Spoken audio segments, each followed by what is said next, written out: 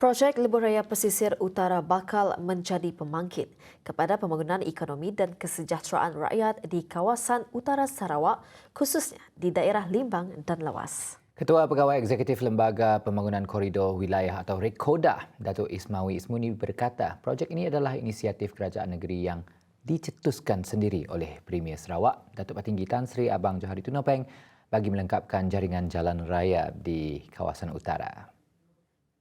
Beliau turut menjelaskan projek bernilai 6.8 bilion ringgit itu akan dibina dalam tempoh 48 bulan bermula dari pos kawalan imigresen CIQS Tadungan hingga ke pendaruan bagi Limbang serta CIQS Mengkalap ke Merapuk bagi Lawas serta pembinaan dua kawasan berehat dan perkhidmatan RSA. Dan projek ini akan bermula di daerah Limbang dengan panjangnya adalah sepanjang 87.96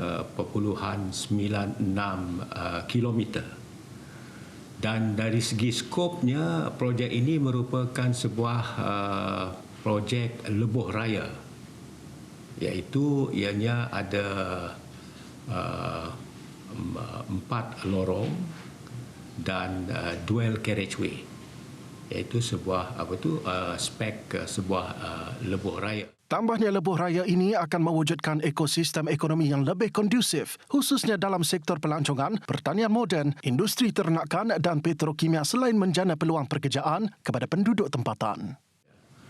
Kalau kita lihat dari mana-mana model ekonomi, kita akan lihat bahawa sektor pengangkutan dan logistik ini penting untuk merangsangkan mana-mana pertumbuhan ekonomi.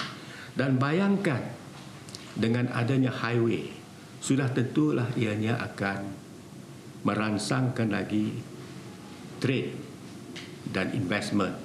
Bukan hanya di dalam negeri kita, tapi yang tidak kurang pentingnya adalah dengan Brunei, negara Brunei Darussalam, dengan Sabah, dan jangan lupa juga dengan Kalimantan Indonesia kerana bersambung dengan SSLR 2.